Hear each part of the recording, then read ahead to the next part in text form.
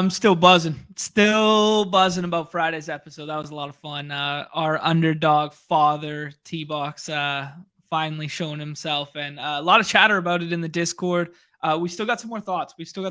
To share there, but really fun weekend of sport there. World Baseball Classic was popping. Scotty 101, Chef taking it down in the pseudo fifth major. And then two wild NBA slates. But if you wanted any reminder that this game is a game of skill and not just random variance, luck, and chance, look no further than Sam Olsen. Back to back, two of the craziest NBA slates we've had in forever, and he takes both of them down. And two distinctly different slates, yet still gets the job done. Pretty wild to see. Pretty incredible. Mount Rushmore for me of this site, especially for the daily stuff. Very impressive stuff. Yeah, it is like a nice reminder that like, hey, there is some skill involved with this. But did I explode or did you explode there? I think it's you. Numi. Nez is good. Okay. Good I didn't hear a word you just said. That was weird. No, I'm saying he. Yeah, dude, Sam's a freaking goat.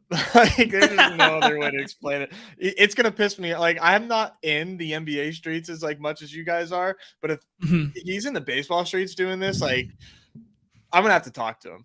I'm gonna have to have a conversation. Like, you got to share the love, man. He's just dominating. Yeah, is he ever, man? Like, just ahead of the curve, right? So two crazy slates on the weekend because there were Q tags everywhere. The gentlemen were aping in on the Q tags like crazy, and then none of them played, basically, on the Saturday it looks very similar to today with Giannis, Kyrie, BI on both days, and none of them end up playing, right? And they were all popping. So pretty crazy there. But one thing that did happen this weekend that we got some clarity on was doubtful tags swapping. So the Sunday slate, there was a huge gap, right? It started early at the 12 mark, I guess, whatever it was my time. It started early, and then there was like one full game, and then there were the next games. And the way in which Underdog swap system works, we've done this so many times talking about clarity and stuff like that. Apparently, doubtful tags swap. And Mamba said the reason why doubtful tags swap is because on NFL, it's primarily an NFL thing where if they get left to the later end of the spectrum, there's so few swap options. So they swap D tags in anticipation that the D tag is actually an out tag. Who was the D tag? Kelly Oubre.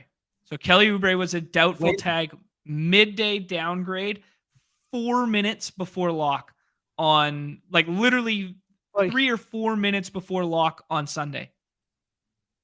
But he wasn't a doubtful tag before that. No, he got changed to a doubtful tag 4 minutes before lock, and then they swapped 4 minutes later. Yeah. Well, that makes sense. The doubtful tag, I'm assuming anyone that drafted him with the doubtful tag did not get a swap. Nobody would have drafted him because drafts were long over. He got the doubtful tag after drafts had closed. Yes, so that makes sense. At the time of the draft, he got the doubtful tag, but he went I think that's the thing we need to clear up. Nobody drafted him with a D tag and then got a swap. No, right? Correct. But the point is that they swapped on a D, not on an O. That's the point that matters because I did not know that. I think they would have retroactively just put him as O. Like he literally got downgraded from a doubtful to then out. So I think it's just on the back end. No. He didn't get downgraded from doubtful to out. He got downgraded from full play status to a D. Then swaps occur. Then he gets ruled out after swaps had occurred an hour and a half later. He wasn't ruled out. That's my point. I will say I wasn't drafting Kelly Oubre against the Cavs, so I have no. Yeah, I'm gonna have to go look. I was. Well, that'll do. Yeah, you had 62%. So you were waiting. So you didn't have. Were you aware that he got downgraded, John? Yeah, so I was aware he got downgraded, but I didn't think the swaps would go because it was a D tag, right? You wait for the O tag to get the swaps. So I didn't adjust my swap rankings to push up, PJ Washington if I wanted him, or Gordon Hayward or something like that, or Dennis Smith Jr. I didn't put those guys at the top of my queue because I didn't think it would implement until he got an out tag for the next window of games. And then I would have time to amend the swap rankings. Where did he get downgraded to? Because all I see is okay. So I see the down. Yeah, there it is. Here's the confusion. They sent out a Kelly Oubre doubtful Sunday, and then right after that tweet, they sent Kelly Oubre game time decision, which makes no sense. I get that, and now I understand what you're saying. And then so that came. Just want to make sure this is clear. That came at Kelly Oubre doubtful at 2:37. Kelly Oubre game time decision at 2:37. Kelly Oubre out at 3:17. So about 30 minutes. Yeah. That 30-minute window was the difference of swaps occurring at the first game or swaps occurring for the second game. And they gave him a D right with that first doubtful thing. And then the D makes him an out tag. So the big takeaway here is that a D equals an O. And if that D takes place right before the previous games of slates, swaps will take place then. And Mamba explained it as primarily a football rule because of the, on Sundays, the 1 p.m. games and the 4 p.m. games, right? Like that's kind of how they treat it. I want to make sure I have. I just want to make sure I have your. I understand you now. Is it basically you saw that and you're like, all right, so I have time for that specific swap. Yes, exactly. When other swaps happened and took place, you had them in ready for there, and then you're like, okay, that game starts. Boom, I'm gonna have a window of time. I'll adjust. I got you. Okay, now that's really interesting. I get. Chip says it's in the rules. I didn't know. I didn't know that personally. No, so, I just didn't know. That's why I'm articulating. This isn't like, oh, woe is me, oh, so sad. But I'm articulating this so we know this definitively going forward, right? Because I did not know this. Yeah, I'm gonna have to make some changes to our video. So I think what's interesting is I know that it will affect everybody. So like in a hypothetical situation where a player is swapped when he's doubtful, and then like, oh, surprise, he's active. Like that's just kind of like shit luck for everybody if that were like ever to happen, which is like such like a rare scenario that you don't really have to like worry about it. But that is interesting. Gosh, it's just a weird rules, dude. In the rules, which it makes. I mean, I get it. It's just the way that everything went down 3 minutes before slate, basically that happened because 2:37, the slate locked at 2:40. Basically, is when the first game kind of started at 3. So like, drafts had been done for an hour because it closed so early. Yeah, so like it filled so early. Yeah, it's just why, and I know they're just reporting it. It's not Underdog. It's the news account just reporting what they get, but like. The Kelly Oubre doubtful to then Kelly Oubre game time decision, back-to-back tweets made zero sense to me. Like, what? Like, if he's doubtful, how is he a game time decision? Like, that would be questionable. Like, what are we doing just with the injury reports in general, NBA? That's just tough. Yeah, it was a very, very interesting scenario, and what it turned into was like 60% Josh Hart that I wanted no part of. Right, like it was. I'm talking behind the scenes with Chad, and I'm like, I'm gonna do Josh Hart, and I'm looking into it, and I'm just like, it really doesn't make any sense. The needle does not move. So I'm like, okay, so I put Trey Murphy, Herb Jones, and Joval there. Josh Hart is now out of my swap rankings. I end up with 54% Josh Hart. Yeah, and then the next swap happens. I get all of the Trey Murphy, so he was available. I just didn't get him for some reason. In the first window. And I put him and I put the 10 minutes before the window starts. The game window did not start because I know it's a vague time. You know what I mean? Yeah, not a hard deadline. So that was tough, especially as a Trey Murphy stan like myself who put up 41 real points. Yeah. So yeah, that kind of that was the be all end all of. That was the slate. Yeah. That guy. Yeah, I had 3 lineups in the back end of that 100 with Josh Hart swaps that just literally were looking at me going, ha ha, ha ha. So that was tough. Yeah. Okay. Anyways, we took up more time explaining that than anticipated. I thought you guys were more in the loop on that one, so I could just kind of breeze by it and just make it like, hey, doubtful tags now swap. Like, definitively, we know this now. So keep adding to our glossary, our back end, our future video of things about swaps that we progressively learn throughout these. But I think that was the big takeaway there. Yeah, I don't know. I want to, before we dive into the slate, I want to talk about the T-box a little thing. Kind of just a word for the wise, a word of caution, a word of whatever. T-box is obviously one of the best players on this slate. I think when people hear what he said on Friday or on this slate, on this site, I think when people hear what they heard on Friday and they go, he's 150 maxing every day, he's auto drafting, he builds a sheet, he puts down 700, whatever he said, K a year in play. Like that's, cycled through. He's not putting that in, but puts that in and he makes a 17% ROI. Everybody goes, oh man, I got to emulate his style, emulate his strategy. I got to play this hyper exploitative. I got to build the sheet. I got to get over the field like this. I can just turn on auto draft and auto draft. No, a cautionary tale, man. Like this is when poker was booming and Durr came on the scene, and this kid comes on the scene, right? He starts playing all the high stakes games, and everybody at this time is playing, 15 to 20% of their hands. And this kid comes out of nowhere and he starts playing 40% of hands, and he starts doing it in a profitable fashion, and his margins are higher than everybody else. And he's playing this super high variance. This is not for everyone. Okay. You need to have a very, very, very big bankroll to even consider this, because rule of thumb when we started playing poker was like 20x the buy-in, right?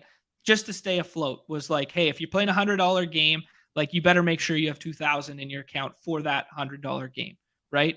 As margins between opponents and like peer-to-peer games get smaller and smaller and smaller over time, as games get more difficult to win, kind of like the state in which DFS is now, you need a much, much bigger bankroll, right? Like this is counterintuitive because the swings and the edges are so much smaller. So you need something bigger there, right? Mm-hmm. Now, if you factor in that you are, if I'm playing one table versus whether I'm playing 12 or 24, obviously my win rate is going to be higher based on the fewer amount of tables that I'm playing at a given time, right? Because I'm focused solely on that. If you throw in the fact that you're auto drafting and you're not live reacting to news, or you're going to miss out on, some breaking thing in those and you cannot get in there to fix it, a human is always going to draft better than a randomized robot, right? Like even if your rankings are damn near perfect. So the thought with all of this is risk tolerance associated with this, right? And how he's playing a big bankroll 150 maxer, playing the milli maker every Sunday style. And the majority of us on this site are actually just playing like 20 entries a night. They're playing, maybe not some of the sickos in the Discord and some of the sickos hanging out in the chat, but for the majority of people, they're playing like 20 entries a night. And we cannot be expecting to have these like 17% ROIs over time. Like, honest to God, a good winning player on Underdog right now, 5 to 10. 5 to 10. You'd be lucky, 5 to 10. And we all gravitate to emulating the play styles of these outliers like him, like Sam, like whatever, right? It's a real fast way to go broke if you just try and blindly replicate their process without having the background that they have. That's all I'm gonna, And I think it's just take everything that he says and internalize it, but then reinvent how you play based off of that. But know these factors, right? Know these factors.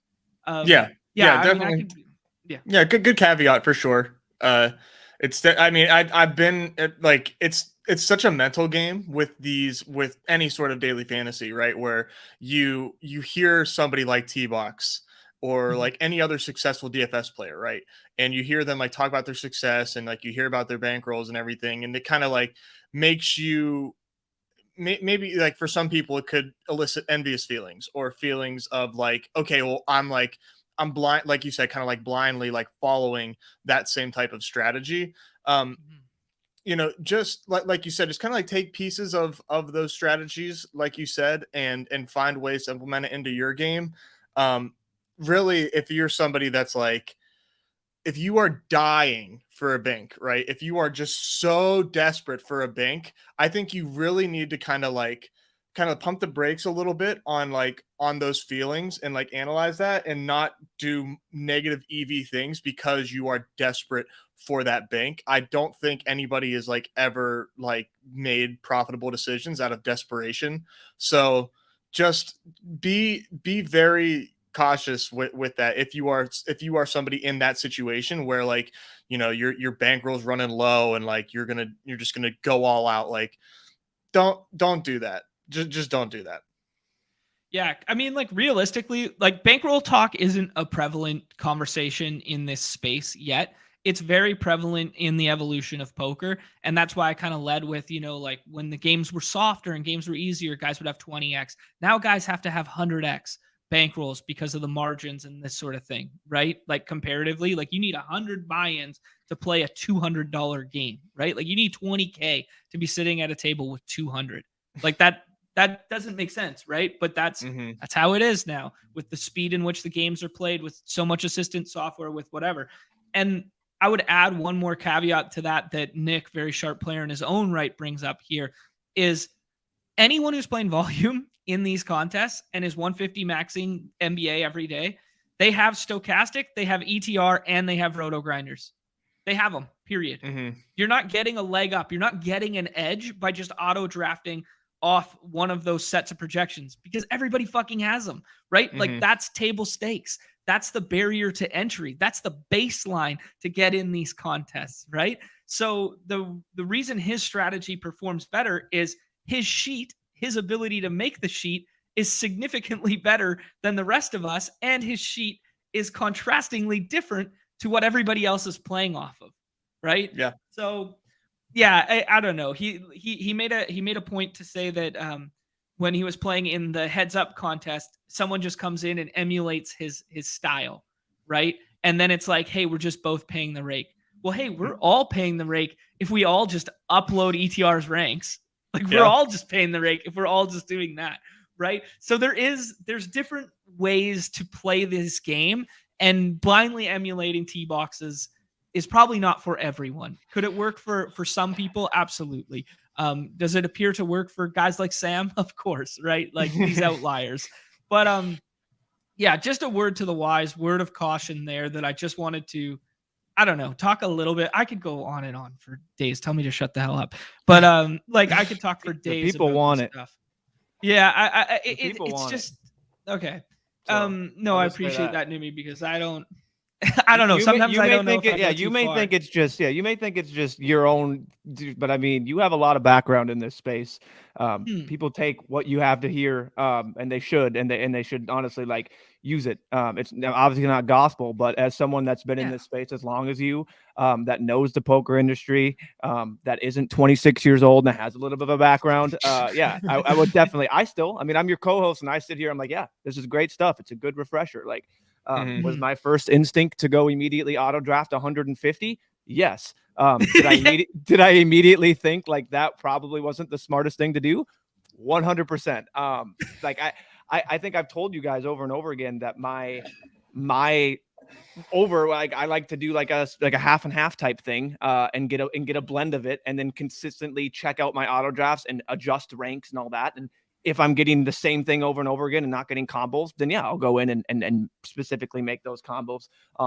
I'm not a winner. I have yet to bank one of these. So obviously you take it for a grain of salt, but yeah, it's a good refresher to hear this. And it's anything that you have to give us from your knowledge. I think everyone should be soaking up, because you may think you're just talking. All right, let's get into drafts. But I mean, everyone's out here just drafting over and over again, and no one wants to just simply come out and talk about the things that aren't really content driven. You know what I mean? Everyone's like, oh, here we go again. It's like, yeah, well, there's a reason when you go to basketball practice as a youngin or anything, you do the basic drills over and over again. You get the fundamentals down. And then once you have that, you have a better understanding. So I do think it's really important. Yeah. I like that. And okay, one last thing with I always bring it back to what I coin and say, the GTO versus the exploitative, right? Mm-hmm. You are going to sustain a bankroll longer in these contests and also give yourself a path to winning, not winning as frequently as a hyper exploitative strategy, but the embedded risk to your bankroll is not as heavy playing a balanced strategy.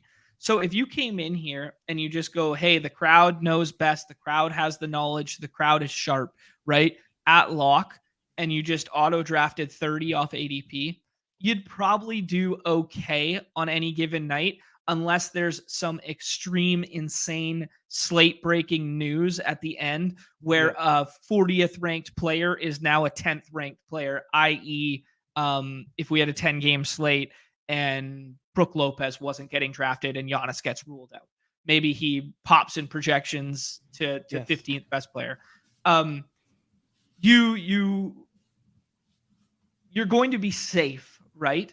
And you're going to keep that number in your bank account. You might lose, 8 buy-ins a night or 5 entries a night, but you're going to keep hovering. Yeah. If you go T-box on this every single night, within realm of possibility, like when he said he had a bad February, if you elongate, like he plays this way because he elongates the sample size more than a night, right? He elongates it to an entire year. He talks about 17% over the year. Most of us don't have the bankroll to think about it that way, right? Like we need to win at least once this week to keep the bankroll afloat, right? Like something like this. So it's just a cautionary tale that if you play this hyper exploitative, sure, you can win more, but you can lose a lot more as well, right? So staying with like a more balanced, lower number of entries and hovering around ADP will always be safest, right? Yeah. And go ahead. To give a shout out to Pete on his Laws channel with Brick. They did an episode last week with Captain Jack, who's like a really big like gambling Twitter account, but he's like player advocate, not just like out here like trying to like shill pump up like yeah, exactly.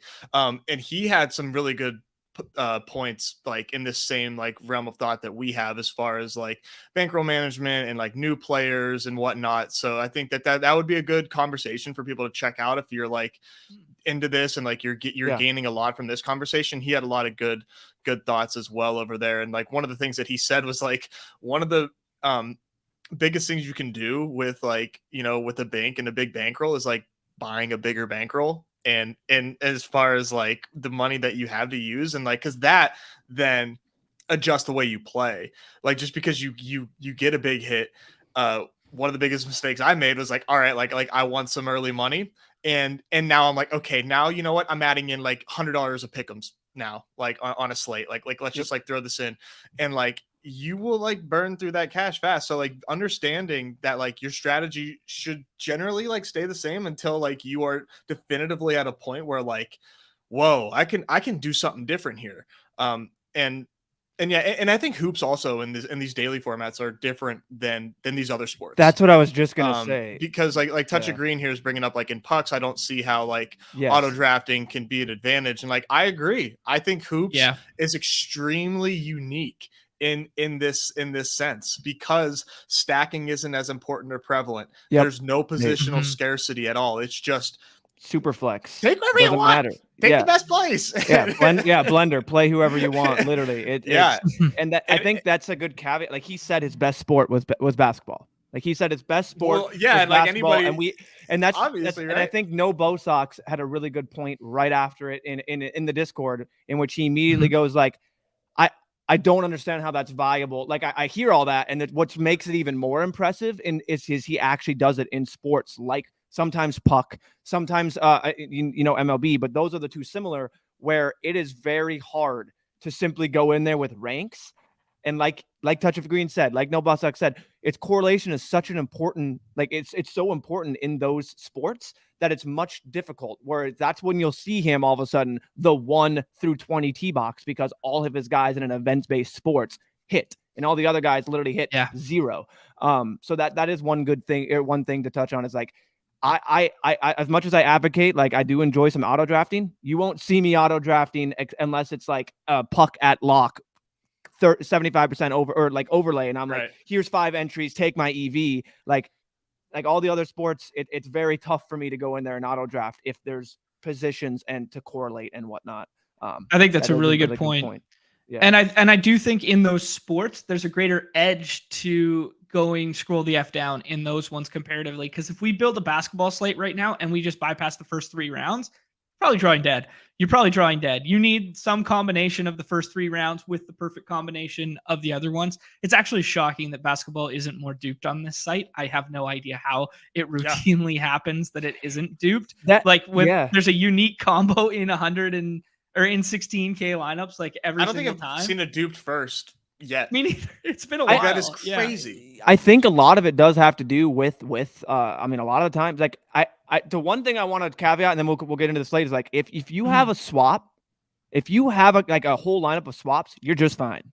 Just make sure that you have the right people. How many nights now have we seen it's a swap? It's a swap. Like honestly, I think we won't even get into it. The Michael strategy should be just over and over trying to get swaps, trying to get swap equity, because then when we have the most information 5 minutes before slate, boom, boom, boom, take my swaps, take my 40 points from these guys. And it's like, so yeah, you're definitely not dead if you're just if you're having swap equity in there. And I think that's to the point that's also helping with the, just not having dupes is you have people just going in there willy-nilly taking different combos, taking the Q tags. Then all of a sudden, once you have a couple Q tags out, it's just haywire and people don't swap. People have their ADP rankings. People go and put silliness in there like myself. And I sit and I cry while Taylor Horton Tucker like puts Josh up 60. Yeah. Yeah. It's like, you outsmart it thinking you're smart and you put THT down 2 minutes before lock and all of a sudden you're sitting there crying. But yeah, but yeah. It's a good segue into the slate, honestly. Bring up today's slate a little bit here. Let me do this right quick. I put out this tweet the other night that I just kind of on a whim, these sad, lonely thoughts that I have late at night. But I would add to this where I said that the biggest mistake in peer-to-peer game is thinking you're drastically better than the field without actually knowing or proving it. And I do want to go back to Nez's point where it's like, if you have a little success early, that doesn't imply that you're very good. That doesn't imply that you're amazing at these contests. Just because you win once doesn't imply that like, hey, you're that much better than the field and stuff like this. So that's why I really harp on and why we kind of started this community and why we talk so much with one another is progressively learning from one another, right? Like just take it all and keep developing, keep growing within this game because it's such a simple game that a person, clicking a couple buttons on the toilet can win. But it's also such a complex and difficult game that Sam Olsen and T-Box win every night, right? Like, so there's so many layers and it's such a beautiful thing to these contests. But I would add to this, when I tweeted this the other night, I was kind of thinking about the T-Box stuff prior to having him on. And now I'm kind of thinking about adding to this in terms of just blindly emulating somebody's strategy is not a path. You learn from them, you take that in, and then you redevelop your own strategy based on your own bankroll, based on your own risk tolerance, based on the sport, based on the, I just want to caution everybody after that. I think we kind of beat that one to death now. And I think we can just kind of move into to tonight, unless you guys have anything else to add. No, it was a good talk. Yeah. Okay, cool. Yeah. All right, let's talk NBA slate tonight. Fun one. No back-to-backs, but some big Q tags, some real big Q tags. There's some front ends, which might matter for good point. Giannis, because they do play the Kings and then they play the Suns tomorrow. The Kings, even though they're number 2 in the West, I was gonna say, aren't the Kings the better team? Aren't the Kings number 2 in the West? Aren't they the most fraudulent team? Correct. Yes, they are. They're the most fraudulent number 2 seed in the history of the NBA. But I mean, with no KD, who knows what they do? But hand injury. Like if he's good to go, he plays. Like there's nothing lower body or anything. It's his hand injury. You know what I mean? He also had an illness, which he was ruled out for. And then he was ruled out prior with a hand. So it's just really interesting what they're doing with Giannis. With that being said, 60 drafts, 62% Giannis. Wheels up. Love it. Yeah, it's interesting to do this kind of mental gymnastics of if he plays today, if he plays tomorrow, if he plays whatever, because we did see him have a lower body injury before. Then he missed the All-Star break when he fell awkwardly. He came back for one game, fell awkwardly, did the hand thing. Then he came back and he played like 6 minutes, 10 minutes. Then he sat like 3 games. And then all of a sudden he was probable. And then boom, out of nowhere, just probable to out tag. That was twice. So they stopped 2 back-to-back slates. Yeah, they stopped with it, which is, I mean, thank you, Milwaukee. You understand how to. You don't know how to do the injury report correctly, but you're slowly starting to understand what a questionable tag actually means. So that's why, like tonight, man, I think getting exploitative on Giannis makes like all the sense in the world against the Kings. Like you just do it. But there is, I would say that like, man, they've been really weird with Giannis lately. And I don't think anybody would be surprised if like they sat him out again, because like it's getting late into the season and like, you know, they got it back to back. And it's just like the way they've been handling Giannis lately has been like really frustrating. But man, against the Kings, where you can, like Numi said, get yourself in a large sample size, over 50% exposure if like you run hot enough because of how he falls. Yeah. Dude, that's just one of those things where it's just like that's the day it is, and you just play that. Yeah. That is like every slate has like one of these like clear, glaring, obvious things that like you can take advantage of. This is today's thing. Is getting in on Giannis. 100%. That 62% is coupled with 0% Jason Tatum. 0% Jason Tatum. I mean, you have to, right? If you are going to get 60% Giannis, you have to. That makes sense. It has to come at the expense of someone else. Yeah. Of someone, and it's like everyone's taking Tatum, and it's like I totally get it, but like you want to talk about a game, the blowouts of all blowouts for me. Oh my God, right? I mean, you could legitimately see them not getting fourth quarter run. That's that. Now this is where I start going in. Like the Houston Rockets are a G League team. The other G League battle, the Pacers and the Detroit Pistons are fun, but like. It's straight G League team of the Rockets playing the best team in the NBA. I could easily see them just throttling them. I mean, what is it? 12.5 point favorites in Houston. They're in Houston. Yep. Yeah. That's silly. Yeah, to Houston's credit, everybody's back for them, but so's everybody back for the Celtics other than Time Lord, I believe. They've been doing some that really makes it weird grosser. Stuff it makes it even worse for fantasy when everyone's back. Yeah, right, exactly.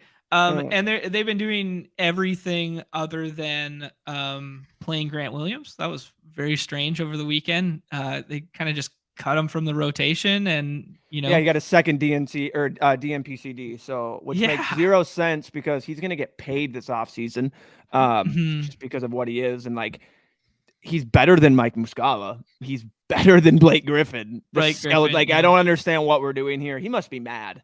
Yeah. If I was Grant Williams, I'd be pissed. I follow Celtics fans on Twitter. They hate Grant Williams. They want him. They want him gone, by any means necessary. He's very matchup dependent, and he for me, he does play the play. Like, he's just a playoff guy. More importantly, I feel like than a regular. Like he's just valuable. Again, matchup dependent, but he gives you good minutes for a team that doesn't need him to do anything except just be that Josh Hart-esque guy, like that. Do everything that no one else wants to do. So Marcus can literally play John Cena D, and you can do everything else, and then Tatum and Brown can get theirs. You know what I mean? Like he fits that team perfectly. But yeah, it's odd. It's odd. They could just be saving him, but I don't know why. Yeah. I don't really know what to. I mean, it doesn't really matter to this slate, but it was just I found it very interesting in general. But yeah, okay. So we were kind of bouncing all over the place. So the Giannis thing is a really big decision whether he plays or not. They've been doing some weird things with him, but good pace up spot, front end of the back-to-back. That's how I'd summarize that one. The one thing I will say about Giannis all the time is all of his players that are going to benefit if he is out, i.e. Middleton, Lopez, and Holiday, get drafted every single draft. So the counter strategy to the Giannis thing is if we don't think Giannis is going to go and you want to take that stand, is to get exploitative of those targets in the third, fourth, and fifth. Up to you. I don't know where I come out on that yet. I've been drafting Giannis. Numi's obviously been drafting Giannis. I do And both. by the sounds of it, Nez is on there. Yeah, so this is where we come into our balanced, our GTO versus our exploitative, is you can put the condom on your lineups right now and still have a chance at first if some of the Giannis ones include Giannis and some of the Bucks lineups that you build are pushing up Holiday and whoever else, right? So I would just be thinking very strongly through the rosters you're building today. What is the narrative of this one right now, right? Yeah. And For then me, you hit. Oh, sorry. For me, Yep. it's just Chris Middleton is wildly available in the later end of the 5th and 6th. I'm fine even pairing him with Giannis. And then Bobby Portis is my swap, number one swap. We can get into specific swap top as we run through this Q tag. There's another swap that is if one guy's out, we all know what night it is. So it's very simple. Yeah, we all know who's going to be thrusted up into the top 15 as soon as Rudy's out. So the caveat with that is there are some slappies out there taking Nas in the 6, some badges, taking Nas in the 6. So be careful and know I've every Nas or Rudy draft I've been doing, I've been making sure Nas has been available for me. Give me your $5 instead of drafting Rudy Gobert. I beg. I beg. You don't want 50 points from Rudy Gobert? Be my guest. You don't want the swap equity to Nas Reed? Be my guest, I suppose. They're playing the Hawks, right? We're playing the Hawks? Yep. Yeah. And how many times are you gonna trick you? How many times are you gonna trick brother, he just put up 50. What are we talking about? And now he's back. And now he's back to a pumpkin. I promise. Oh man. Okay. Well, I'll take his pumpkin. I'll take the 3 outcomes of him putting up whatever in the later half of the drafts, him putting up his 50, or Nas Reed swap equity. I'll take the 2 out of the 3. Okay. That's my thought. Okay, let's hit on some of these other cues real quick. Whichever way you lean on Kyrie, if Kyrie's in, he's probably a top 4 to 5 play on this slate, regardless of where you're looking.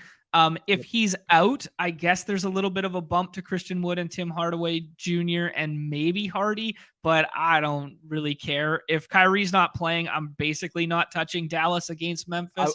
You guys feel similar? I'll take Tim. I've already taken Tim right now as the way it stands in some drafts.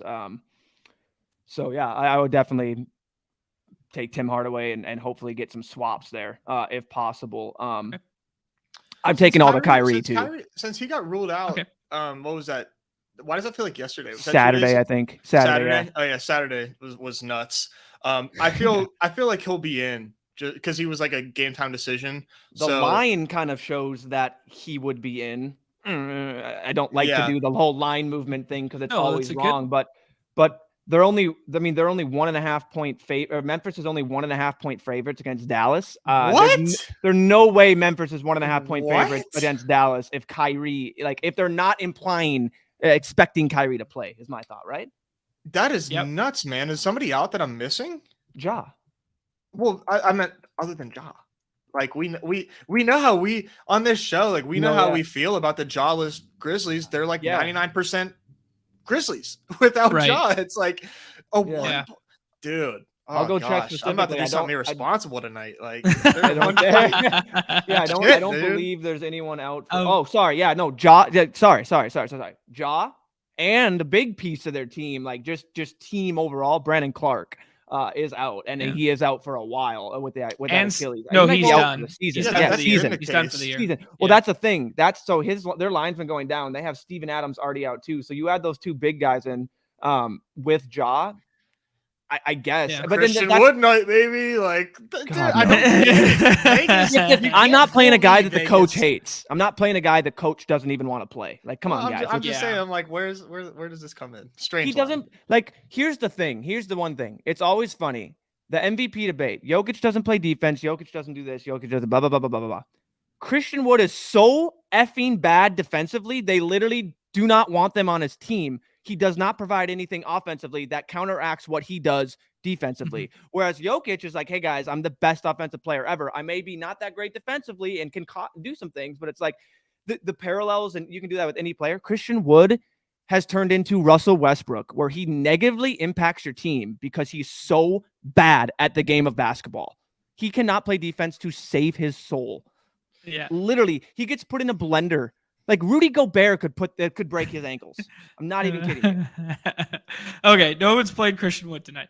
I mean, yeah. So then there's a lot of fantasy goodness in this Indiana Detroit game. The Tankathon, a whole bunch of people out. McCollum's out. Hallie's out. Turner's out. And then Mathurin. we don't.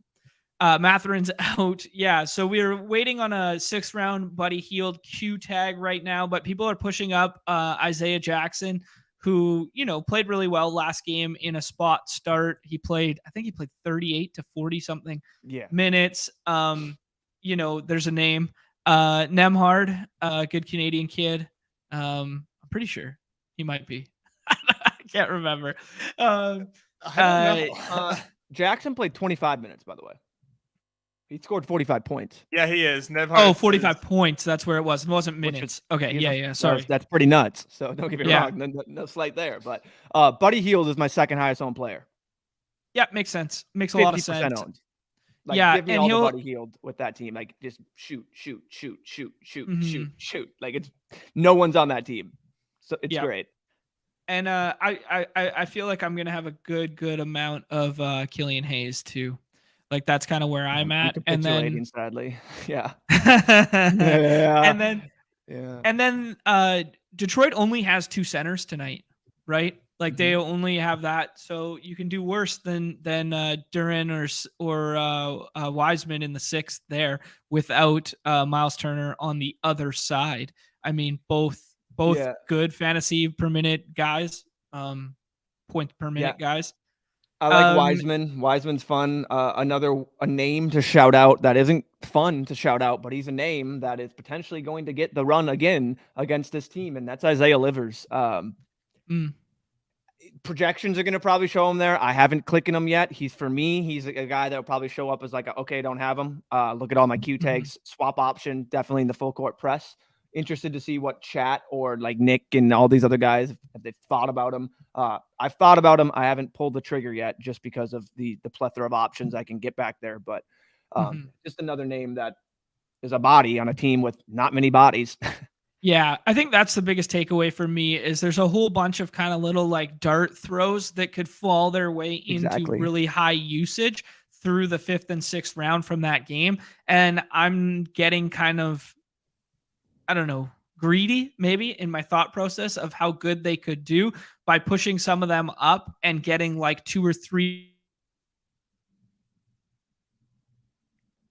And I'm going like Buddy Hield in the 5th and Hayes in the 6th or vice versa, or, doing a little bit of that stuff to mess around.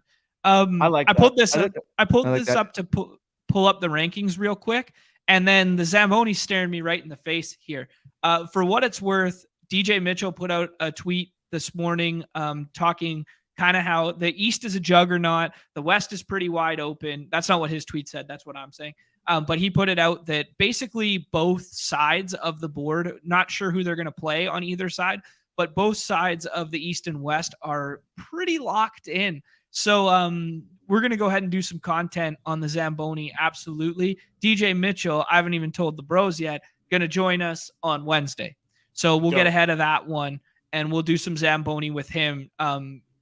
Just because normally we would lead the show with a big contest like that. But, we're puck guys and we're going to break out the model. But we were caught a little off guard on this contest going live this morning. We need the GOAT. We need the GOAT on if we're gonna do this. If we're gonna do this the justice that it deserves. We need the man himself. It isn't the NHL playoffs like where they try and make rivalries happen for no apparent reason, where they're like, hey, we're going to make you, I know technically you would play the Avalanche in the final round, but because you're the Wild and you're in their division, like you have to play the Colorado Avalanche in round 2 when you're actually the seedings wouldn't line up that way. Like my buddy is to the point where he just can't do it anymore. He's like, this makes the NHL so insufferable because of the way this is. I totally get rivalries and it's fun, but for the sake of like actually a 1 and like a 2 seed, and then having to play basically each other in the second or whatever. It just makes zero sense to me. So what they did was like,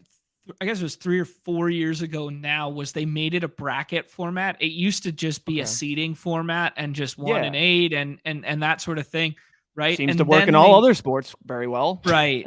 And then they tried to build something out exactly like you're saying that wasn't there by making it kind of like the bracketology and making it so that you could project the bracket all the way through, and like your division plays here and then these division winners go like this. And yes, I agree, it is quite dumb the way in which they've made it. But but it seems to screw some top teams that in normal would get to play a bottom, like a team that wouldn't be there. Right. And all of a sudden next thing. Yeah. It's just, I keep thinking the Wilds and the Avs is like, we have just got to go play the Avs over and over.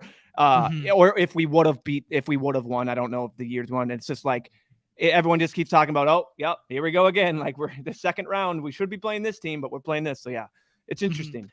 And then Brex in there saying it's dumb too. So he's a puck guy. It basically, like, going forward though, for our contest and understanding the Zamboni, it kind of makes it more projectable because you can kind of piece out if you make a narrative of, hey, this team's going to finish first and this team's going to be a wild card and they're from the same division and they're going to be on the same side of the bracket and whatever, you can kind of piece together a little bit. We'll leave that conversation for DJ because he's, the pick'em king and the puck thought leader will have better things to say than I on that. But just food for thought, and that's coming on Wednesday. So let's jump into draft. I just wanted to bring up the rankings real quick just to see if there's anyone that's standing out for you guys. Any names? I think I've been in the middle rounds. I think I drafted 10 last night, but in the middle rounds, in the third round, I was clicking JJJ or Bane in the third round of almost every single draft last night. I don't know. Yeah, you think so? Should. Yeah, dude, I agree. I think the Mavericks are just like a disgrace. Just in general, I think that it's insane that this team gets like they're on ESPN like every week. I swear to God. Yeah, the Luka Doncic effect, man. Yeah, it's insane. Yeah. And they're just not a good basketball team. I think that they're an awesome team to target against, especially someone like JJJ and Bane. I think they can really do numbers. JJJ is in double like threatening territory for sure, along with some stocks, even though he's not at home, so you can't like pencil him in for 2, but he's definitely gonna wreak havoc on this team. Like I said, man, I'm really surprised that we're looking at a 1.5 point spread tonight. That's kind of nuts. Give me all the JJJ. Of course, when I shouted them out to you guys in our chat, I said I'm gonna have all the JJJ. Look what he's been doing just offensively without the stocks. And then all of a sudden, he gets in foul trouble, and JJJ is sitting there with 3 fouls in the second quarter and all that. Like, that's the only thing that's going to hamper JJJ, and it is valuable. For me, I love the upside of a guy that, I mean, you can pencil him in for that kind of 40. He has a 28.5% usage rate, which is higher than Desmond Bane. I did not know that. That's a good nugget. With those guys out. It's just there's a lot of guys on there. And then the thing with JJJ is he has that stock upside. He has the Walker Kessler, Brooke Lopez, Joel Embiid. Like Joel Embiid had he was doing his best to catch Jokic yesterday before the blowout, and he would have got 80. He would have tied Jokic and got there. Like those type of guys that all of a sudden can go from, you're looking at their stat line and it's 2 rebounds, 5 points, and you're like, oh my gosh. But then you go look and it's 4 stocks and you're like that's what JJJ can give you. And this matchup is just beautiful. You just heard me talking about Christian Wood. Wood defensively. Dwight Powell, not much better. Yes, maybe he can play defense better. Just as a basketball player, not much better. Give me JJJ, a guy that dominates inside, will shoot the threes. I mean, that's another thing. If he's on from 3, it's just a bonus. I mean, it's just, you'll know right away if you're going to get your 40, 50 from JJJ, or if it's going to be like that, 20, 30 mark. You'll know in the first quarter. His first run. For sure. I wanted to look real quick just to see the playing implications. I I think the nationally televised games tonight, granted I'm looking at the Canadian schedule, but the nationally televised games tonight, Grizzlies and Mavs. So incentive there for Kyrie to play. And then the late game isn't Bucks Kings, it's Suns Warriors on ESPN. Correct. Which I don't know about that. But I'm going to take Tatum here because I want to put Numi outside of his comfort zone, and we're going to build a Tatum team and see what that looks like. I already barfed. I mean, obviously Tatum. I got nothing on Tatum. And this is where I want to caveat. Like, I know I always talk about my projections, and the bit is to give me shit. Like, I get that. I totally get it. Like, you guys know I'm not in there. I give you a CSV to upload. Like, I'm moving stuff around. I'm not just strictly going, all right, here's that. I'm going to draft off that. You know what I mean? Like, I go in there according to ADP. I'll find guys I like for what it's worth. You go up there, like I have JJJ and Bane ahead of like at that 2-3 turn. I like getting them there ahead of the Suns guys. I'll sometimes do a draft where I'll take one and see if one fall because they can. Like that's the one caveat. It's like I'll always just try and be as like you said as unique and try and let the board happen to me. But like in this stance, it's like I'll just get as much Giannis as I possibly can, and then he'll break my heart. Don't love pairing the teammates, but against Houston, if they're going to give it to us, and if we paint the narrative that, hey, this game stays close a little bit and we get 36 minutes from both these guys, why not? And then I think this is really where the draft begins. The kind of the first 12 picks are a little set in stone, and then you can push them around. For me here, I've been pushing up the Memphis guys, like I said. You could twist my arm into Paul, and then Drew's we could make an the option holiday. since you didn't take Giannis. Yeah. Okay. I like Drew for Giannis. The leverage there. I think that makes sense. So let's make the narrative that we didn't take Giannis. We made the concerted choice to take Tatum. We think Giannis doesn't play. That's why we took Tatum. And then we have the Boston game is the game you need. And then Drew, we push up because Giannis is out. That's the thesis. I will say, and I will say, I think DeJounte Murray, man. I'm really, really into him. Like the highest point total on the slate. When the stars kind of align for the Hawks, that's when DeJounte. It seems like that's when you play him. I would take him. I like pairing him with Trae Young, honestly, because I don't think a lot of people will do that. Okay. I really big fan of his spot, and along with Anthony Edwards, cover boy as well. I like into him. Trae scares me as someone that could just put up about 60 real fantasy or real points. 100%, dude. 100%. He can break today. Preach to T-Wolves and their lack of everything. The only thing is if they somehow were to, which wouldn't make any sense, but if they were to put like Jaden McDaniels on him, good luck. Jaden McDaniels is probably the best on-ball defender in the NBA. At me for a homer take.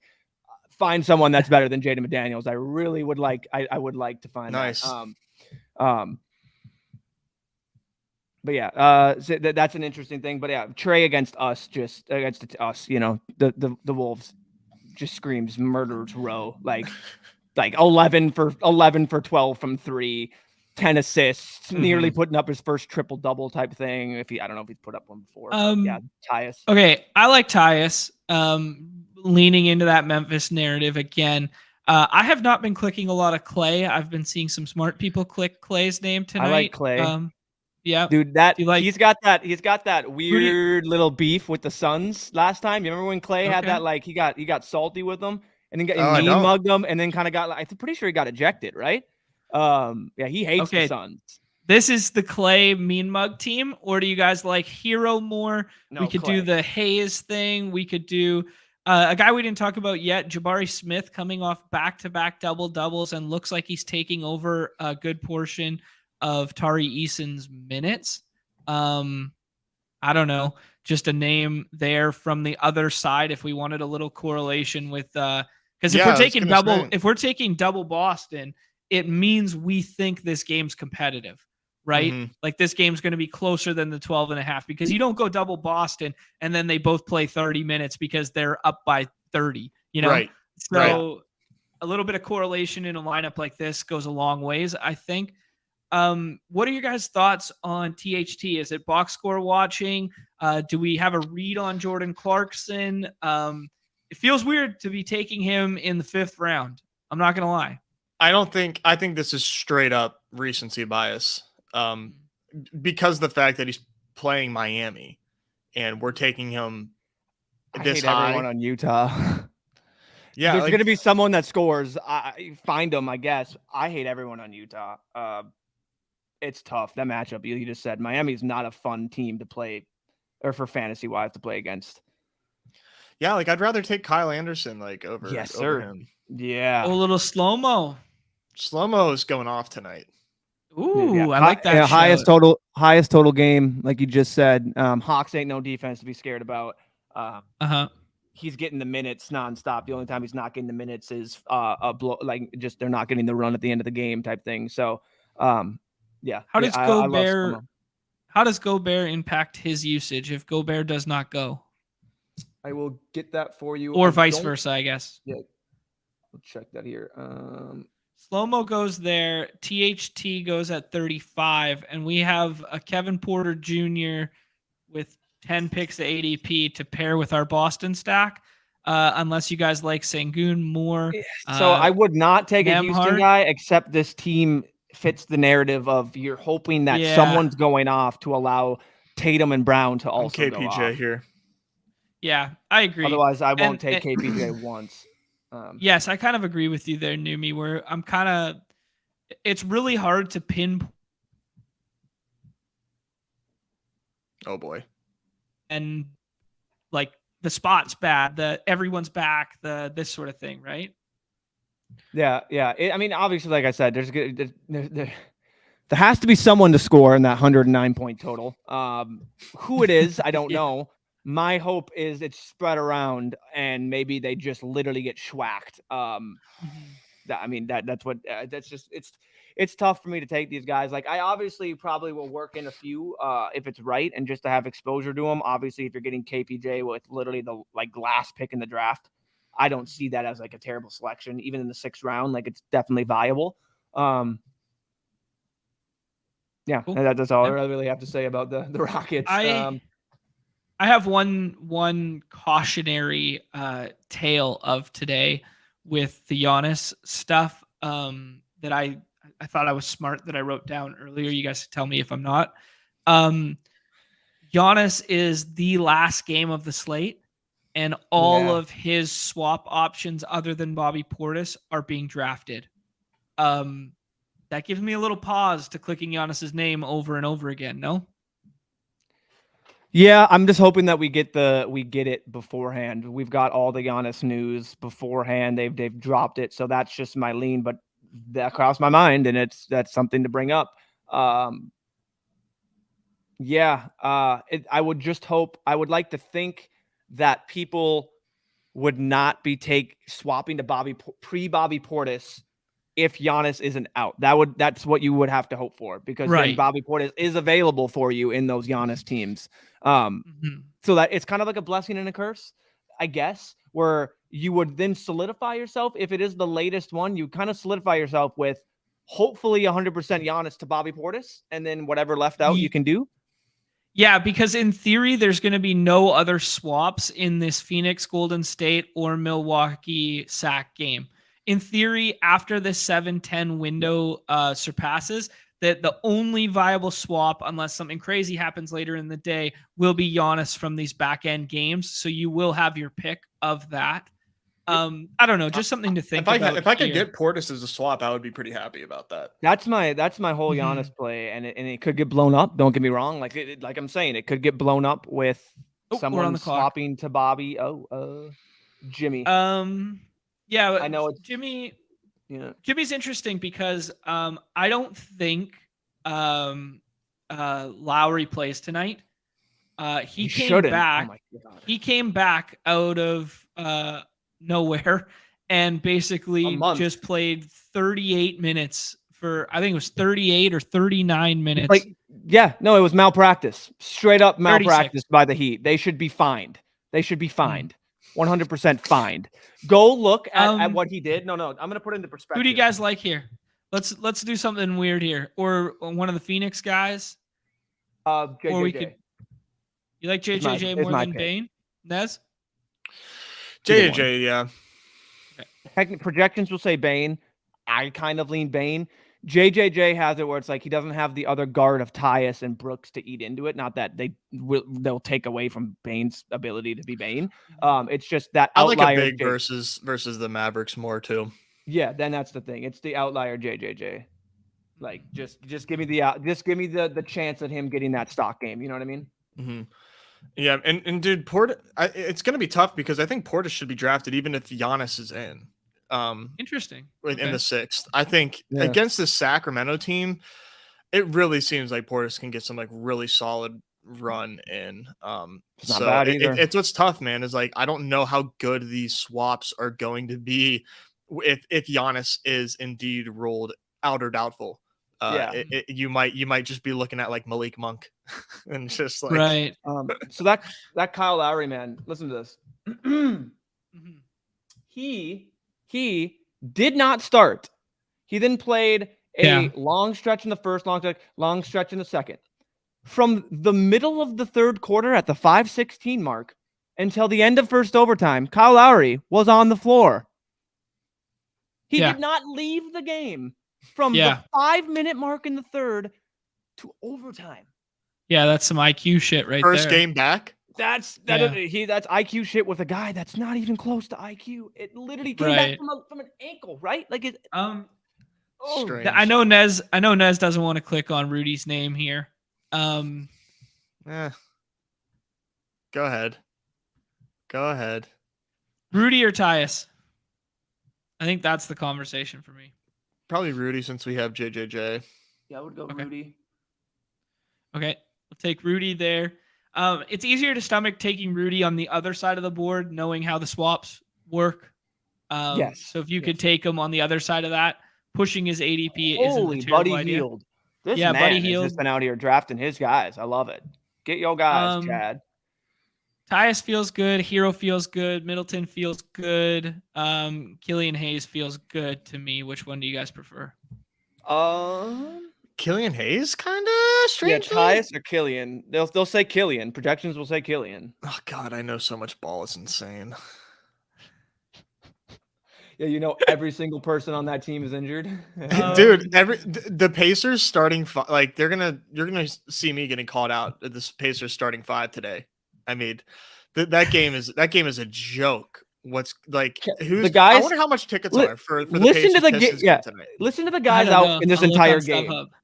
Boyan out, Ivy out, Bagley out, Stewart out, Burks out, Hamidou Diallo. I mean, okay, I don't know if these are going to change. They should still be out. Burks out, Diallo out. Obviously, Cade is out. Then we go to the other side. Yeah, it's only Halliburton one team. Out, Hield out, Turner out, Mathurin out, McConnell out, whatever a Kendall Brown is out. Like it's literally their starting 5s of each team is out. Yeah, man, this is insane.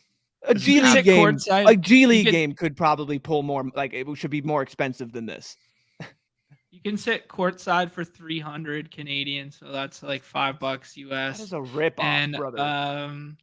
You could get in the building for $12. You could probably get on the bench for free. If you just come in with a sweatsuit, they're like, "Oh yeah, this is who we got tonight." Yeah. Who are you? Oh, they just called me up. Clay, I don't really know. He's just questionable. I don't really think he has anything. Okay, Portis, Nembhard, the Jabari Smith double-double narrative. Naz Reid's available for swaps. Jalen Duren. My eyes are going right back to slow-mo. Where's slow-mo? Oh, there we go. There. Okay. Yeah. He goes right back to slow-mo. Don't we have Rudy? Are we not worried about that? Yeah, we got Rudy on this team. Not at all. Yeah, I saw Clay here. Isn't Buddy less likely? I mean, it's a really a questionable tag, but if Buddy's out, you have all of these other Sixers that really aren't being drafted. So yeah, I'll just take like the swap potentially to what is it? Nemhard. Don't want anything to do with Chris Duarte. Nemhard, Jackson would kind of be my swaps. I know Jackson's been taken in some. Yep. Oh my god, that was great. The medical team comment. Yeah, they're gonna get some burn. The one question I had for you guys. Oh, swap potential Okogie as like closing at those window of time. No KD, just a guy who's probably going to start tonight and could get hot if you need a desperation Giannis swap in those last 2 games. I don't know. Just a name. Yeah, we'll address KD, Josh Okogie if we need to address Josh Okogie. I'll leave it at that. Right now, he does not need to be addressed. Okay. Yeah, fair enough. Yeah, I was just thinking of other names that you could swap in that range with those last 2 games because there's not going to be much more. Yo, how about my Kevin Looney? Did you guys see that? What did you do? I did the T-Box auto draft when we went to like a little brewery hopping thing on the Saturday. Okay. And I got my cousin to like read off. I did like some blended new me's ranks plus my bro science plus stochastic, and then did like this blended like whatever. And we're sitting there like having some beers and whatnot. And I'm like, okay, just read me some names. And I was updating my ranks, and he was doing on one phone and I was doing on the other.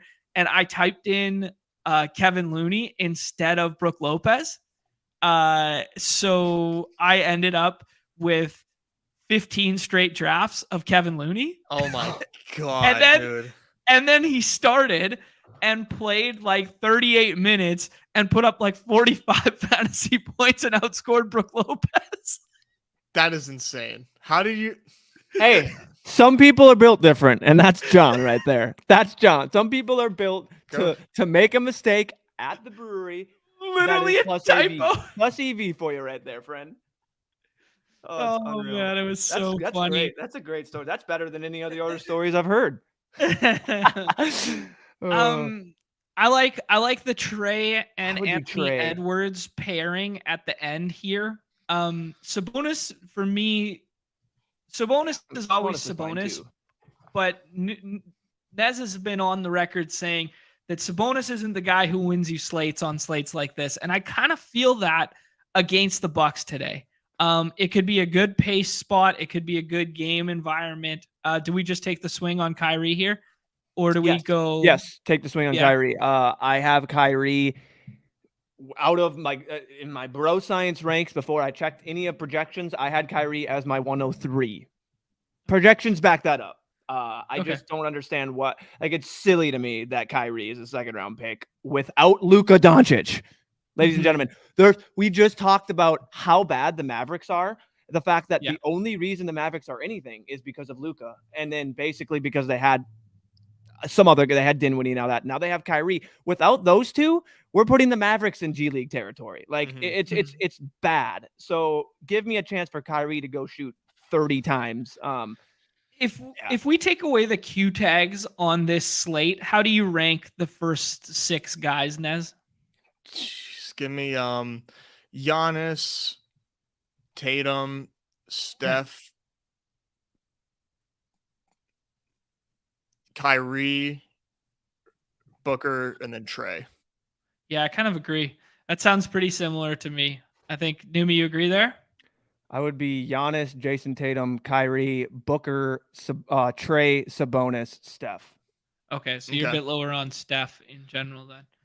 Cool. Yeah. It's a fun exercise. It's a fun exercise when you think about it like that, and then you just apply the Q tag discount and you go, oh, okay. Yeah, that makes sense. I'm getting a little bit more. So you have 60% Giannis. How are you on Kyrie if you're willing to indulge? This is Kyrie. It's fun getting him on the same team. People are silly, man. Silly people out there. We are at 32% Kyrie. Yeah. Okay. And it's literally got to the point where it's like he'll just go one before me. I could have a lot more. Well, that makes sense, because if you're getting 62% Giannis, you're primarily in the 1 through 3 range. So Giannis, I've got Giannis in the 5, 6, so many times this morning. It's silly. It's silly, guys. Okay. Like, that's what I'm saying. I mean, that's why I'm getting over the field on Giannis from literally the 1 through whatever. Trey Giannis for Clay. Wow, that's a nice one. That's real nice. Definitely. Yes. I definitely don't have that. Like, this morning, there was no badges in there for about 10 to 15 drafts. And then finally, I think Shimmy My Cocoa Pop or whatever came in there and also wasn't taking Giannis. I was like, please, everyone, take everyone else before them. Like, it was quite the spectacle. JJJ would be on brand for us right now based on our thesis. Nez said he didn't mind pairing them together. We've taken JJJ in every draft so far. What do you guys say? I just don't think enough people will be willing to do it on a game where it is like 10 points higher than like the next like closest game as far as point totals go. I think that sometimes we Holy can. Fuck. If you nail it. Wow. I was like, I didn't say it out loud because I didn't want to. And I was like, yo, one of the two is going to come back. He's not going to pair the teammates and then takes both. I take Brooke, Giannis in there. Was expecting him in there. I will say that just to get we don't have a Giannis team. You can get Brooke. Otherwise, Tyus. Yeah, I'm good with either. Nez? I like Brooke. I like Splash Mountain. Yeah, man. Like, I think it's fine to have. For me, I've been totally fine having a couple teams with a Giannis and Brooke. I've been having a couple teams with a Giannis and Middleton. Getting 3 is obviously tough. Like, I think getting Drew in the 3rd round with a Giannis is fine too. 123.5 game or 123.25 game total. Playing Sacramento. These guys can get there. They just because Giannis is in there, it hurts them a little bit. But like the guys in their range going around them, like the guys in Chris Middleton's range, Chris Middleton's warranted to be picked. Right. He's 0.5 ADP higher than Talen Horton-Tucker. Right. Like, good point. Yeah. When you just that was another one I was going to bring up against the Heat there. Yeah, we talked about this, Drew, kind of at the top there, that when we were going through the ADP there, that we are kind of all team JJJ and Bane kind of being in that 13-14 range after the kind of what I deem a pretty clear tier break after this Markkanen and Brown. Then this kind of 3rd through 4th, you can mix and match how you see fit, in my opinion. I think the first 2 rounds are pretty set in stone in terms of, combinations, whatever. But I think the first 2 rounds are pretty smart. And then I think you can get wild with 3 through 5. Yeah, I will say I won't have a lot of Lauri Markkanen if that's where he's going to go. Okay. Nope. Yeah, he's a drafted ADP guy for me. To your point about the rounds 3 for 5 being open, I think it's a very viable strat where you see these guys that people are always pushing to the 6th round and trying to get them the 6th. I think it's perfectly fine to draft 2 of them like you were doing in the 5-6. The Killian Hayes plus Buddy Hield or something. Yeah, if they both hit and then the other guys just don't have it, like you're opening yourself up to a combos that most people won't have. Now they might have them when swaps open up and all that, so it's much different, but still. Do you guys like Hero? I've not taken much Hero today, but do you guys like Hero? I mean, I like Hero. Yeah, right in line kind of with these guys. Hayes is much higher projected for me. And all right, let's go back to the well. I keep clicking on Killian Hayes. The other options for Detroit, I think, if you don't want to take Killian Hayes, I think are very viable, which I think I like James Wiseman tonight in the 6 as a fun play. I'll shout him out again. Buddy Hield. Yeah, Buddy Hield. There you go. Easiest click in the 6th round. I think so too. I think it's an easy click in the 6th round, especially with the swap equity. I do think there is a higher chance that he does not play on a night like tonight, given that it's a Monday, it's at Detroit, they're both tanking teams. The 100%. Q could be a very legitimate Q after playing some big. But I just love that. I love giving me the option of once the slate, hopefully, once the slate, like we open up, we get maybe other like a Giannis type thing, other things open up, like. At that point, it's just set your swaps and like 6th round Hield. You're getting. I just like the play of having more information and then ability to adjust my lineups and get guys in that are now projecting better when I earlier didn't. Mm-hmm. Yeah, I mean, I don't know who else I would like to. Killian Hayes is going to soak up so much usage tonight, other than Wiseman and maybe Jalen Duren. Like without Bagley, without Jaden Ivey, without who else am I missing here? I mean, like Alec everybody, Burks. like there's like nobody, man. There's absolutely Yeah. nobody. Like who's in play here? Like I'm not gonna play McGruber. I'm not gonna play. I mean, maybe Livers. You said earlier could get some run. Like you're not playing Hampton. He's projected to get like he already got run before Livers, and I mean, I'll have to check another projection site here, but 35 minutes for Isaiah Livers is something. Right. Yeah. I mean, in the 6th round today, yeah, here you go. Cujo could be the guy. What if Corey Joseph is the guy you need? Oh my God. Hey, that's a 6th round pick in the full court press. So you keep your mouth shut there, Chip. Okay. Do you guys want to rip? I don't really want to. I put the dance on the cover, but we did a dance on Friday, and I think these are more fun to draft today than the dance. But you guys can twist my arm if you want to rip a dance here. Could maybe do send us off with one. I don't know, man. I kind of like these. I just saw Desmond Bain going like the last round. Like, I don't know. These are if we go. I don't know. I like it. I like it. All right.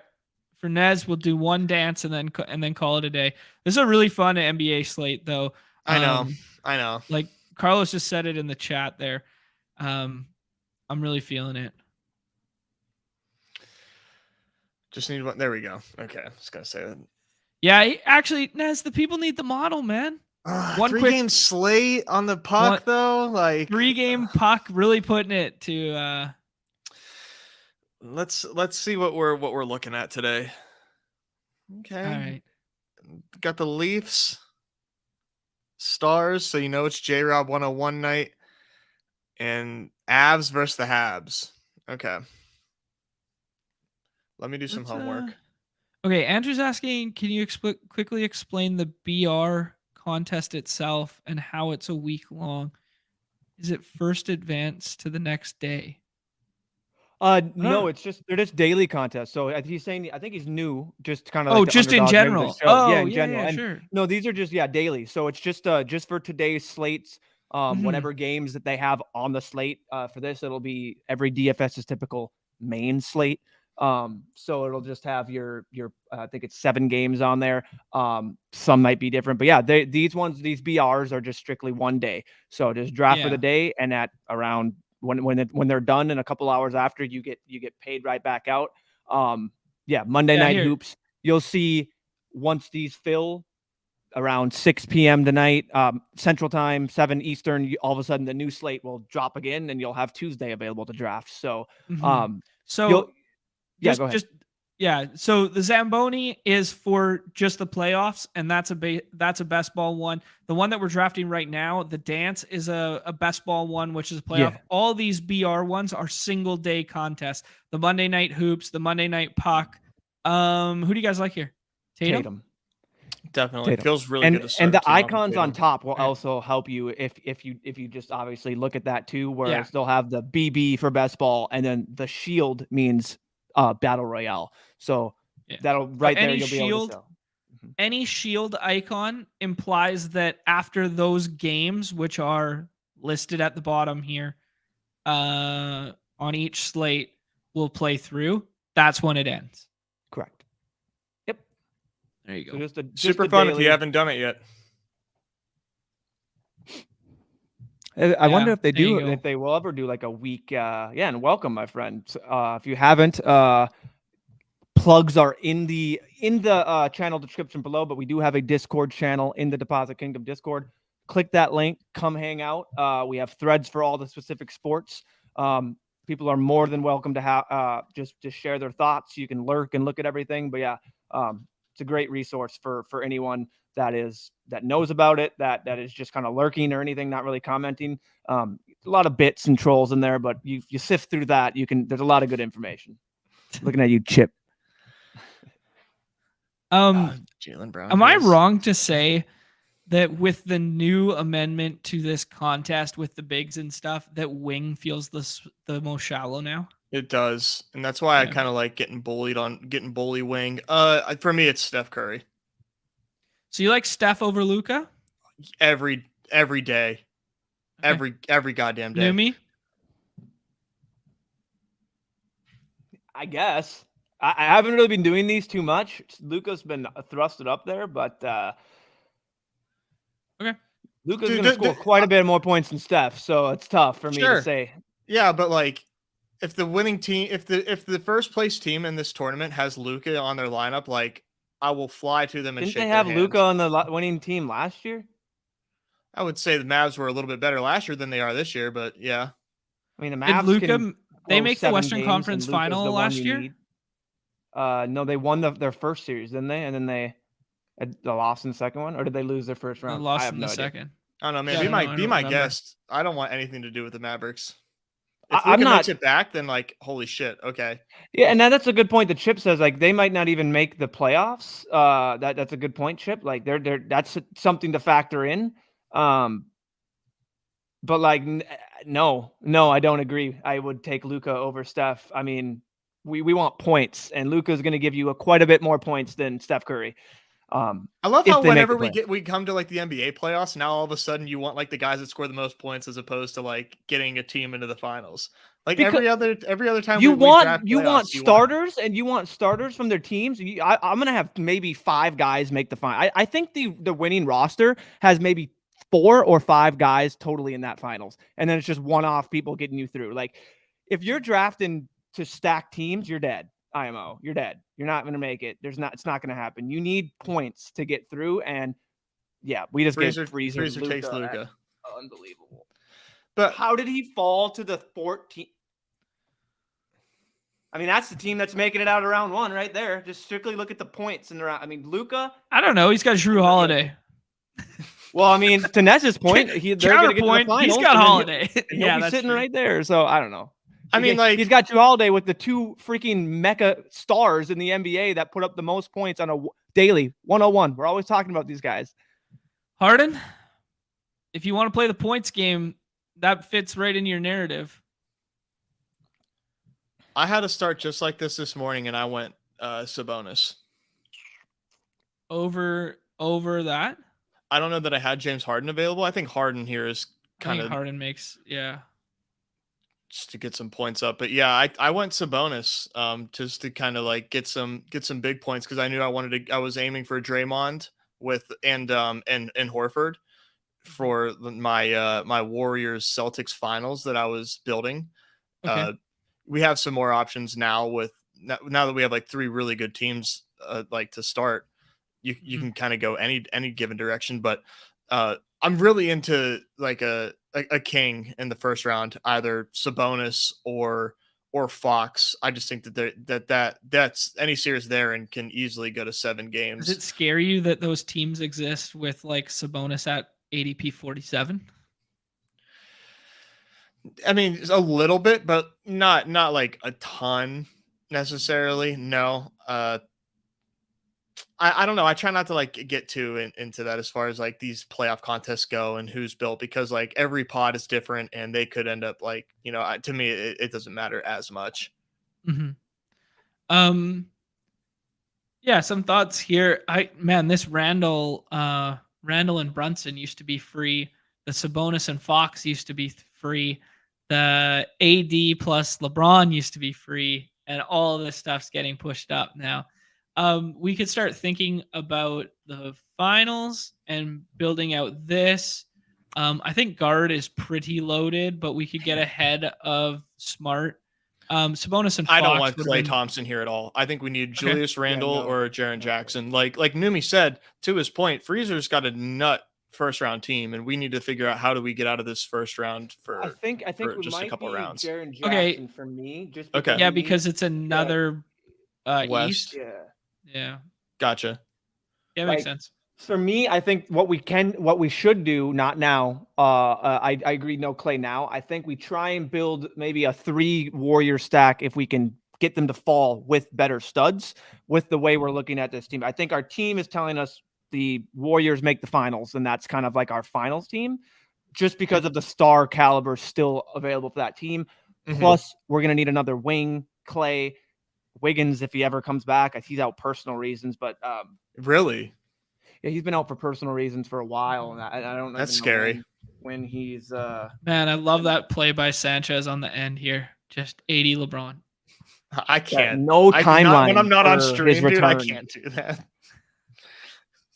Only on stream. For Warriors unsure if Andrew Wiggins, out for personal reasons, will return. Uncertain if he'll play again this season. Yeah, that doesn't sound good. No, that doesn't sound good. And brings my boy DiVincenzo into play. He does, man. Yeah, DiVincenzo's a good player. You want to talk about a team that knows how to get guys like that fit.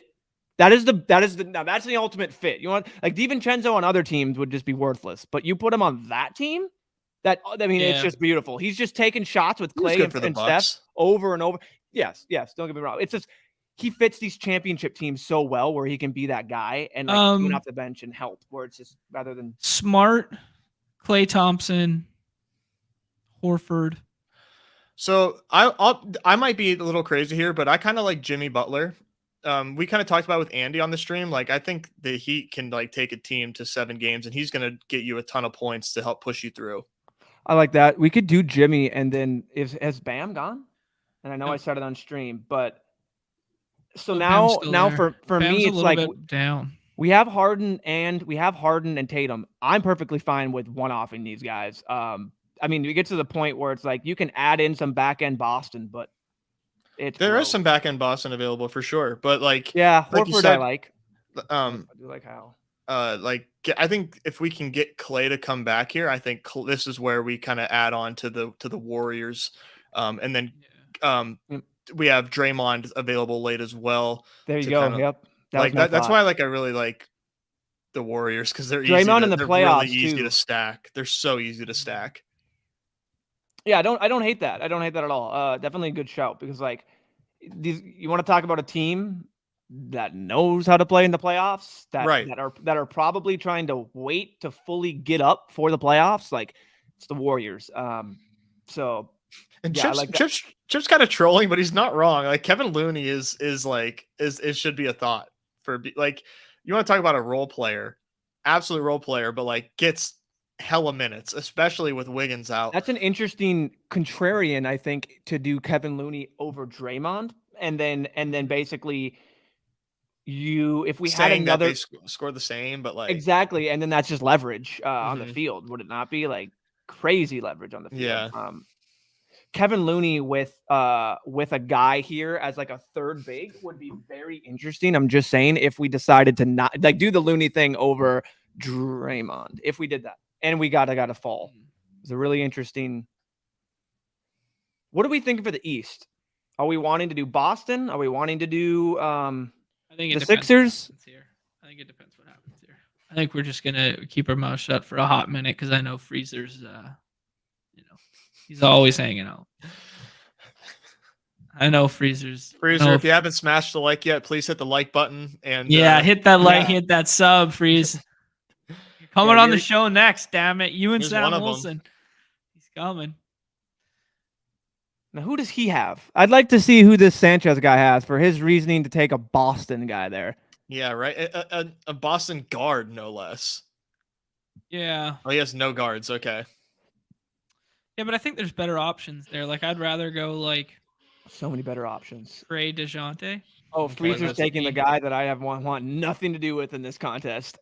Bobby Portis. Does he even have a buck? That's your swap today, dude. Yeah, but in the contest specifically, if I think there's a full-on Bucks healthy squad, for me, it's tough to predict injury in these playoffs and kind of how they're going to go. Yeah, we got 4 spots left. Well, nobody predicts injuries. I know. I think there's a really easy pick for us right here. It's one of those two. I get because we have do we have a Grizz? We have JJJ. Yeah.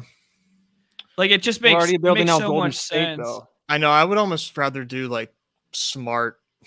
I would either do Horford or Bam. Okay. Let's do Bam. Let's do Bam and do the buckets. Bam there. I don't know. Like this is how we get. I don't know. You might want to add Tyler Hero to the queue so we have somebody to emergency click on because I don't know if we need Tyler if we're gonna do. Okay, my thought would be if we're doing 3 Golden State, we definitely don't need to add a third Miami. Okay, would be my thought. I would think it would either be one of the other. I think in a dream scenario, these next 2 picks for us go Bane, Draymond Green, and there like Time Lord or Horford or something like that. I think that's kind of like the dream roster construction here. And you end up with 3 from the Warriors and then a bunch of 2s across the board in worst case scenario. Did he not just go? Have 3 from the Warriors. We'd have 3 from the Warriors and 2 from the Grizz, is what you're saying. And then 2 from the Heat and then 1 off. That's fine. I think it seems viable. We just lost out on 2 of those Boston guys going back to back there. Did someone explain Desmond Bane not being picked? Dude, he went in the. I'd prefer you explain it after this pick. Okay. This morning with me. I was in the he's draft. He's gonna be taken. I'm assuming this guy's just auto. Well, who is he building? Malik Monk. This guy's paying the rake for us. Congrats, Harrison Barnes and Malik Monk. Hey, let's be nice. He's probably a huge fan of the show. Too shy to talk in the comments. Come on. Newbie just fucking shits on him. Yeah, I'll roast him. Don't draft Harrison Barnes and Malik Monk. Do not. You're not gonna win. Look at the other people you're competing against and the other players. Malik Monk and Harrison Barnes and their 14 points that they maybe get you combined in a playoff game. Congrats. Honestly, I don't hate his team. Jesus, done. Durant and Aiden get you out. Cleveland from the other side. He's got Sabonis as that piece, and then he's playing for the finals. Contrarian pieces with Monk. Yeah, is he dead? Barnes. Is he dead on arrival? I don't know. I wouldn't bury the guy like that. Like, come on here. I wouldn't bury the guy like that. We just lost a diehard fan. Yeah, God, Numi, be nice to people. Oh darn.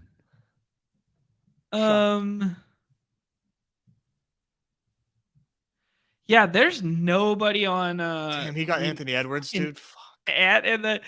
Honestly, he's gonna win every first round pod. But Freezer's just taking all the guys that are good at basketball. That's a strategy. That's what you do in these. Shocker. Take Look the guys at that are gonna score the most points. Well, you get a 15-point discount on the Luka plus Kyrie stack. Oh my God. And then he builds out Milwaukee. Drawing dead to Freezer. Well, Milwaukee without Giannis is like his wings are kind of ass outside of Anthony Edwards. Why'd we take Draymond there? PNBC. Why did we take Draymond there? Now we have to take Looney, I guess. Yeah, I mean we could take Poole, or we could. So are we gonna take? We could take Hero. No, I said it. Yeah. Because we got to build out something. We got 2 Heat. Yeah, you got to build out something. I mean, the only other thing you could have. Fucking Trae Young is sitting there, and we said, nah. Tyler Hero. Yep. Yeah. I mean, that was the only other thing we could have done was like trade DeJounte to finish, but then we have 5 guards. Capella. I don't know. Like, I didn't really want to add 2 more East pieces. Because then we're just playing like one-offs in the East. Why did we take Tyler Hero? Because then we have 3. Because then we have 3 Miami guys. Are we not doing Golden State, brother? That's on the other side. That's on the other side. We're still gonna have our choice of Golden State here with Looney. Look, now you can take Trae Young and get those points. We needed points, brothers. We needed points to beat Freezer's team, and we took Tyler Hero. I mean Tyler could pop off for 51. We have a lot of points on this team. Yeah, we got Steph, Harden. You only play 5 players. We got Steph, Harden, and Tatum, and then if we get that buckets and Bam narrative going 7 games, this team has a lot of points comparative to like what it could. That was what we all agreed on. Like 3 rounds ago, we were doing 3 Golden State over and over, and then all of a sudden it just went. Then Draymond got sniped. What happened to Looney? Was that a bit? What are we doing? What? It's right here. What are you talking about? It's right here. I know, but we don't need to add. It's coming here. I get that. We did not need to add Tyler Hero and make 3 Heat. 3. I don't think it's the worst. In a draft in I think which it's fine. Freezer has that squad, we needed to get 1-for-1 every star to go up against him. Dude, you're hyping Freezer's squad. He's got Grayson Allen, Bobby Portis, Michael Porter, and fucking Aaron Gordon. Brother, he Drew doesn't Holiday. need anything else when you have Nikola Jokic, Luka Doncic, and Kyrie Irving.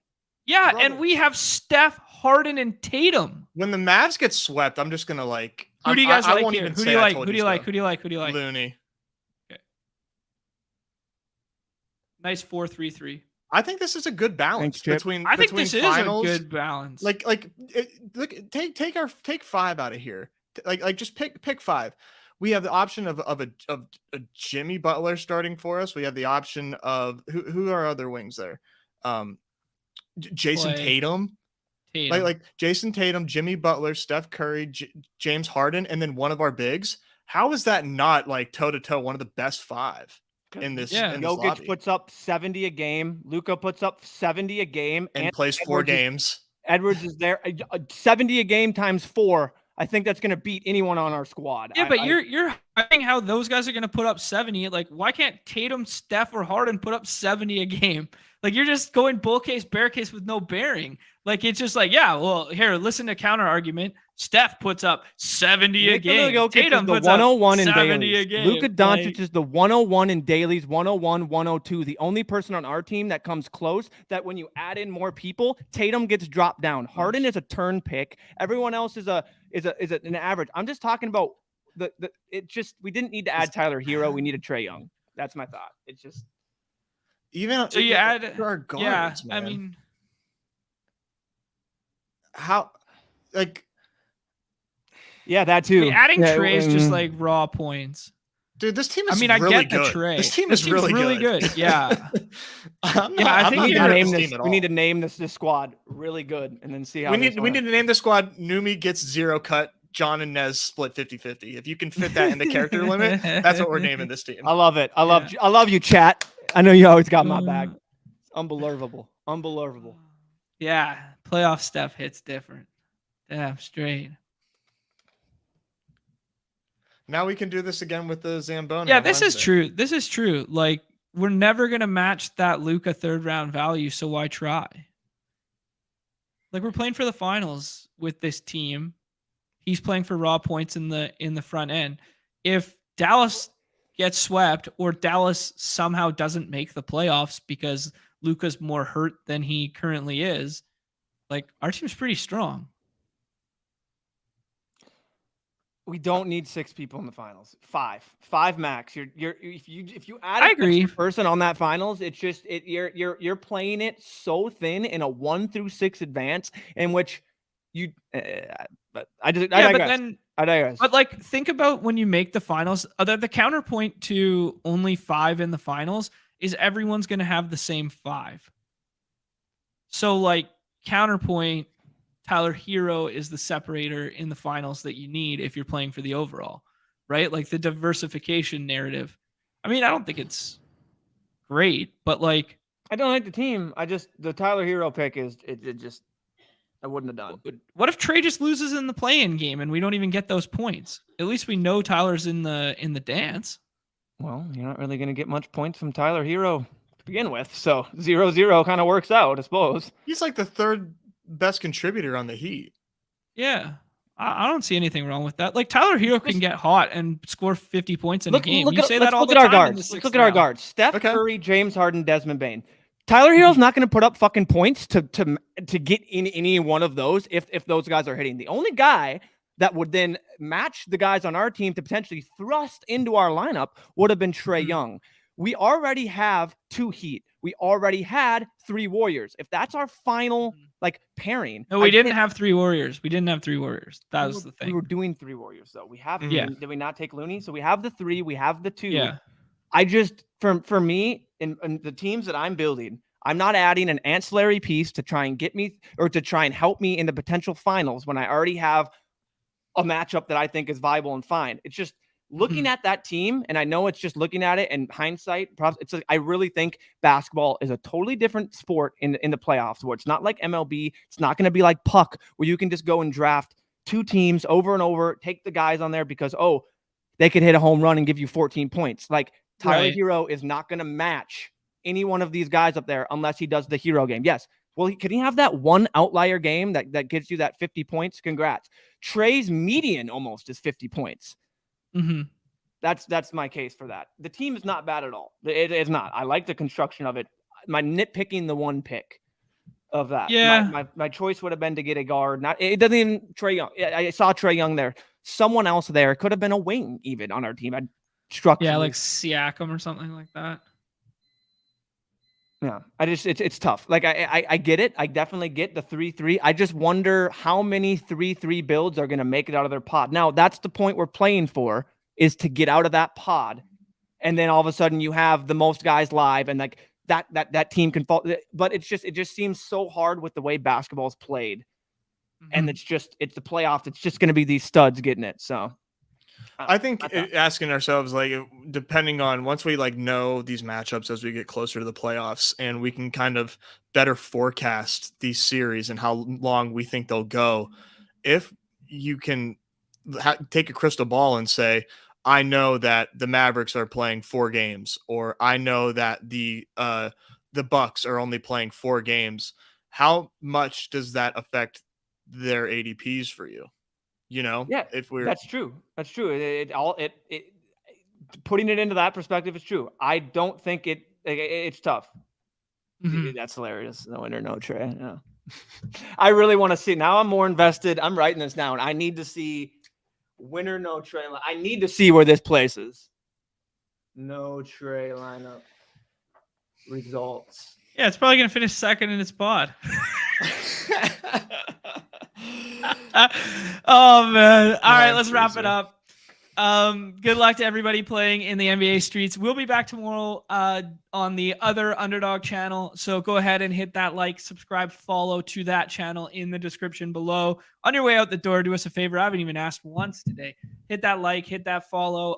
Let us know what you guys thought about in the Discord there about the initial chat. We could do some more kind of like theoretics or some more just kind of like vibing about Underdog or about what it means to be vested in these games or what it means to sweat these contests, what it means, the EV, the equities, talk about like stuff like that. If people are interested in that thing, we kind of always just focus on the slate. So if we want to do some more like macro stuff like that and have those conversations, if people are interested in it, we can carry on to do so. Anything else to add, gentlemen? No, going to be a fun episode tomorrow, though. So definitely head over to that other Underdog channel if you haven't already subbed, and make sure you're there for that show tomorrow at noon Eastern. Appreciate everybody hanging out. We will be hanging out in the Deposit Kingdom Discord the remainder of the day. If you're not playing on Underdog Fantasy, promo code MLB, 3 short letters there, 100% match deposit up to 100 USD. We'll be talking maybe some hot takes tomorrow, maybe some sleepers, some busts, some of that clickbaity bullshit. We'll be doing that. Love to see it. Good luck to everybody in the NBA streets. On behalf of Numi, Dez, John, where's the button? Everybody's favorite time on the show, the end. Peace.